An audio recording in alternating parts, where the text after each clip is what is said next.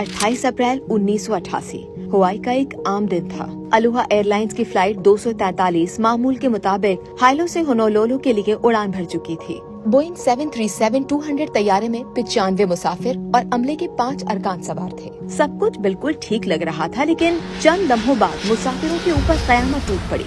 परवाज के सिर्फ 23 मिनट बाद तैयारा 24,000 फुट की बुलंदी पर पहुंच चुका था। अचानक एक धमाके जैसी आवाज सुनाई दी। मुसाफिरों ने एक लम्हे के लिए समझा शायद कोई इंजन फट गया हो, मगर हकीकत बहुत खौफनाक थी। पलक झपकते ही तैयारे की छत उड़ गई थी। हवा का जबरदस्त दबाव अंदर दाखिल हो रहा था। चीखों पुकार मच गई। मुसाफिरों के कपड़े और सामान सब कुछ हवा में उड़ने लगा। जहाज के अगले हिस्से से आसमान साफ नजर आ रहा था। एक लम्हे में फ्लाइट अटेंडेंट सीबी लॉन्सिंग को हवा ने झपट कर खींच लिया और वो उड़कर खुले आसमान में गुम हो गए। मुसाफिरों के सामने ये मंजर कयामत से कम नहीं था। मुसाफिरों की हालत हवा के रहमो करम पर थी, क्योंकि जहाज के बड़े हिस्से की छत नहीं थी।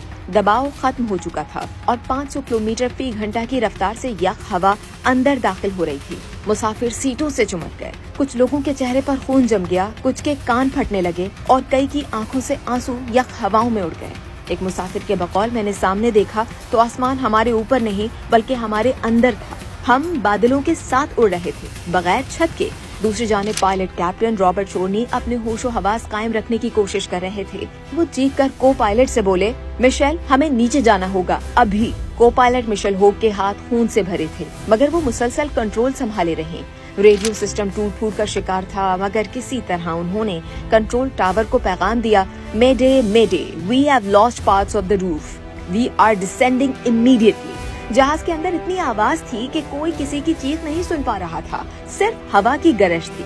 13 मिनट बाद पायलट ने बगैर छत, बगैर एयर प्रेशर और आधे तबाहशुदा ढांचे के साथ माओई एयरपोर्ट पर तैयारा उतार दिया। जमीन को छूते ही रनवे पर एम्बुलेंसेस दौड़ पड़ी। खुशकिस्मती और पायलट की कमाल महारत की वजह से 95 में से 94 लोग जिंदा बच गए। चंद शदीद जख्मी थे, चेहरे बाजू कंधे कटे पिटे, मगर सबकी आंखों में जिंदगी की चमक वापस आ चुकी थी। तहकीकात से पता चला कि तैयारे की बॉडी 19 साल पुरानी थी और 73,000 से ज्यादा परवाजों के बाद इसमें माइक्रो दरारें पड़ चुकी थी। हवाई के नमकीन मौसम ने इन दरारों को मजीद कमजोर कर दिया और आखिरकार वो फट गई। हादसे में जान गंवाने वाली इकलौती फिजाई मेजबान सीबी लॉन्सिंग को बाद में एविएशन हीरो करार दिया गया, जो ड्यूटी के दौरान खुले आसमान में गुम हो गई थी। उनकी लाश कभी न